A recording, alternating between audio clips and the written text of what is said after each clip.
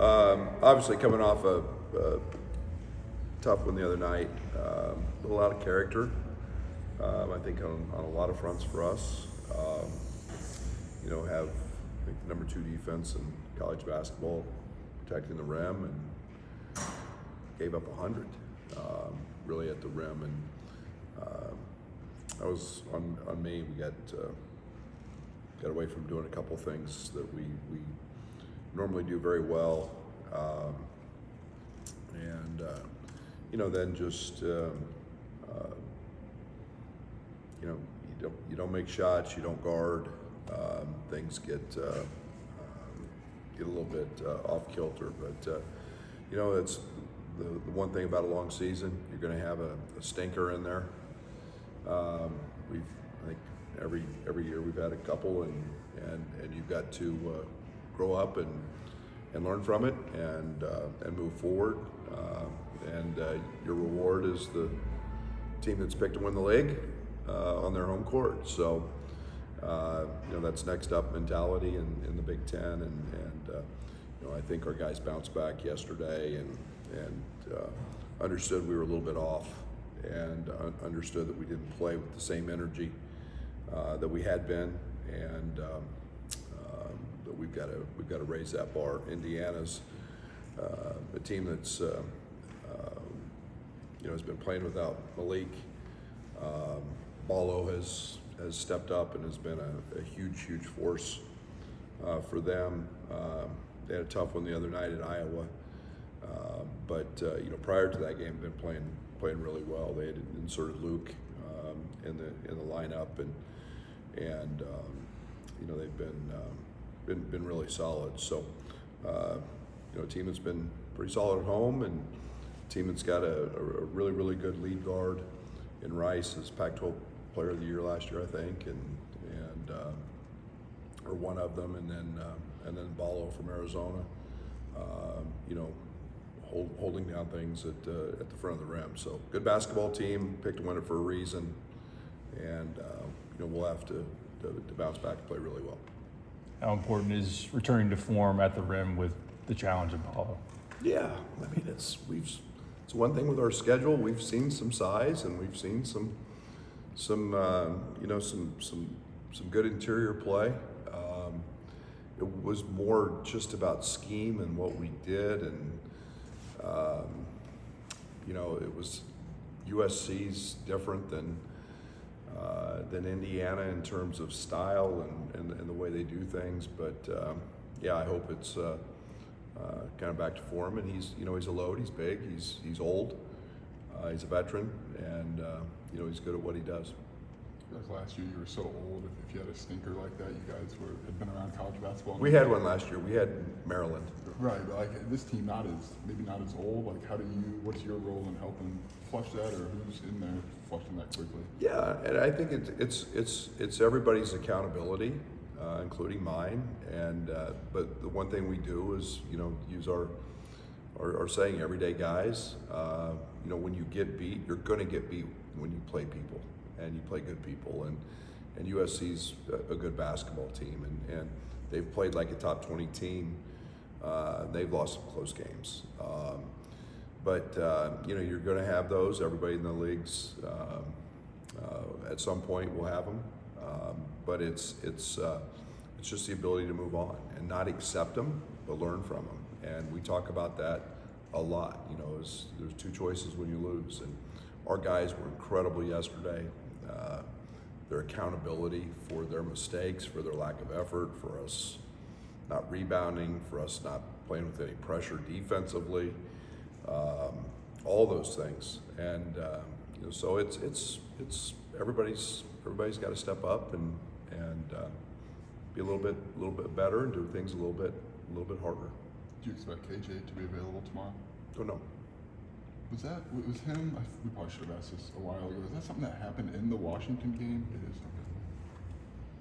I guess because Saturday was so out of character, and does that make the fix easier? Is there more concern because it was so different than maybe what you'd seen? Well, let's not forget, we've got a lottery pick that didn't play, so everybody gets a little bit out of their role becomes a little bit different, and that can't happen. You just have to do it longer and harder, but your role can't change. We had guys, trying to do too much and not staying within what has been very successful for us. And we were fine in the Penn State game, and a lot of times you can handle that initial one okay, and then the second one, it was sure not going to be that easy. And but I thought we had guys do some things uncharacteristically, and we were just flat, and you put it all together, and you get the USC game. And so we've got to get back, whether KJ's in the lineup or not, we've got to get back to elevating each other on the offensive side and playing much, much harder and more aggressively on the defensive side. How much is game planning impacted not knowing whether or not you'll have KJ? Does that change? You have to make two plans. Like, how do you go about that? I didn't do a very good job of that in the first one. I felt like I should have been in a position to do some things differently. I won't get into the specifics of that, but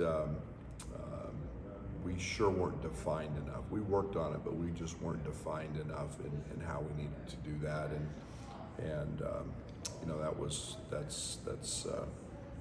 that's the tough part of that. So. What will it be like seeing Luke in their uniform? Yeah, you know what? No one loves Luke Goody more than I do. And, Luke was a special part of this program, will always be a special part of this program. And, there was no one any more coachable. There was no one that made any more improvement. He was a part of 2 championships. He was a part of 3 NCAA tournaments and integral parts of them. A guy that broke his foot and was starting his sophomore year and breaks his foot, and then rehabs and recovers and does everything that he can do to come back and help his team. And Luke was, the thing about Luke is not only a really good player, but even a better teammate. And guys make decisions for various reasons and whatever that is, but Luke's always one of my guys. I always look at him that way. He graduated from the Geese School of Business in 3 years. Outstanding student, outstanding person, outstanding family, and it'll be, it'll look different seeing him, run up and down and probably make a few balls but Luke's still an Illini to me. What's that do for your second unit when someone like Dre has, and it feels like it's just a spark of energy every time he goes out there? He played 31 minutes the other night, and I mean it's nice to be able to have a guy that could step into that role when needed. And I thought that he's a good two-way player. He's doing it on both sides defensively. I thought his energy defensively was really good, especially in the first half. Created some easy opportunities for us, but he's a guy that can go get a shot anytime he wants, and that's invaluable. And he's one of the few guys we have that can do that. Your rotation had to change with KJ Underwood and Will in the lineup. Just what's that maybe done to that group? Where talk about defined roles. They had kind of the same thing for 13 straight games, and then it changes. Yeah, it's hard. It's no different. It's no different than a young man transferring, and it's change. It's different, and we've got a guy who's a primary handler for us and initiates everything we do. What we have put in place is largely in part to having multiple ball handlers and KJ being the head of the snake, so to speak, at that position. And and not only that, he's one of our better perimeter defenders. So you lose 6'5" and size and length on the perimeter defensively, and a guy who's got the ball in his hands, a very high amount of the time, and that's taken away. So that's shifted everybody and put a tremendous responsibility, not just on Kylan, but everybody else. And Kylan plays in foul trouble the other night, and we're shifting a lot of things. So things get out of kilter a little bit when you lose a guy that's a lottery pick, and we've always had guys that can step up, and we're making those adjustments. And then the other night you said you could have used Tommy differently. When you went back and watched and evaluated, what did you see on what you wish? Oh, we needed him for usage. We needed him defensively. He's graded out 2 of the 3 highest scores we've had in defensive grade outs. He's smart. Tommy's really, really intelligent. He's an elite problem solver. And to be able to do that and fly on the court and make those decisions, and then to play offense through him.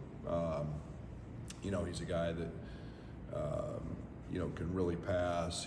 He's we know he can shoot it, but he's a guy that does all the little things. Really good screener, flips screens, and we just we didn't utilize him in a very good manner the other night.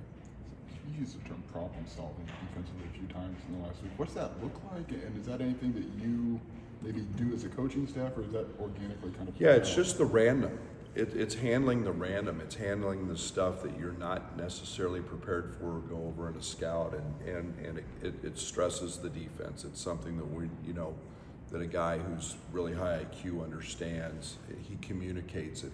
He solves the problem. He helps when help's needed, and he doesn't help when help's not needed. And those are little things that I think we all strive for, and especially on the defensive side. And nothing's ever perfect on that side, and doesn't go just like you planned. And so when you can solve problems like that and help your teammates in that process, those guys are invaluable. I know it doesn't change the way you prepare at all, but when it comes to these rivalries like Illinois, Indiana, do you need to give context to your new guys, especially your international guys, any education, or is it just another road game? No, I think it's just another game. I think that we've tried to handle those situations. I think that they're probably smart enough to and I've lost the battle of trying to get them all off social media. So I think they're probably pretty dialed into those type of situations. They know who's picked to win the league. They know who's winning in the league. Those guys are but it's one of 20, and good basketball team as they all are in this league, and we're just going to go in with the approach that we've got to be better than we were in the last one, and keep learning and keep growing, and understand for us it's the process. It's the process, and just keep getting better. We took a step back. We lowered our floor the other night instead of raising it. We're still not close to our ceiling, but we didn't raise the floor any, and we got to learn from that, and that's the process this group's going through. How do you balance the idea of, we hear coaches all the time, let's not let 1 turn into 2 and 3 and 4, but also not wanting to see your guys sense any panic. We don't want to change routine. Yeah, I don't worry about that at all, because I can't control what's going to happen in the future. So all I can control is what's going to happen in the moment, and trying to get this group to understand the process. And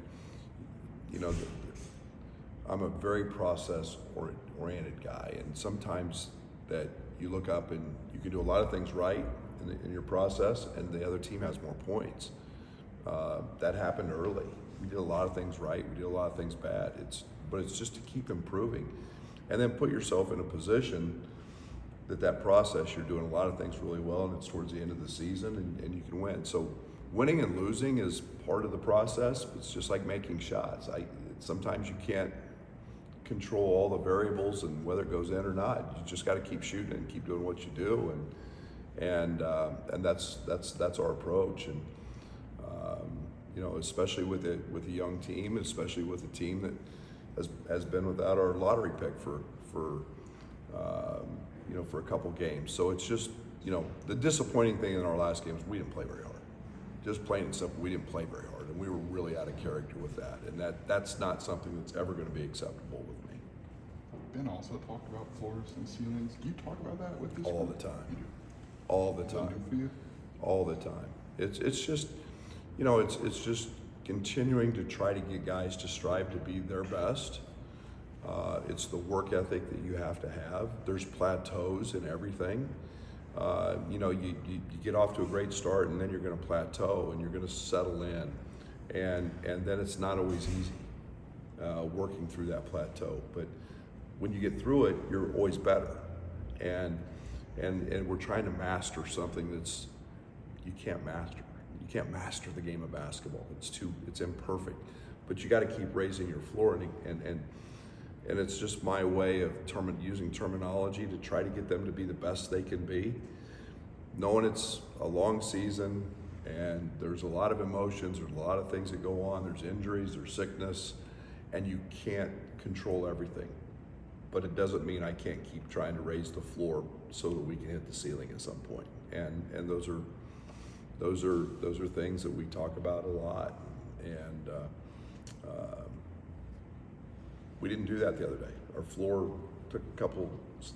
We dropped a couple floors, you know, just because our effort and our mental focus wasn't where it needed to be. Thank you. Thanks, Brad.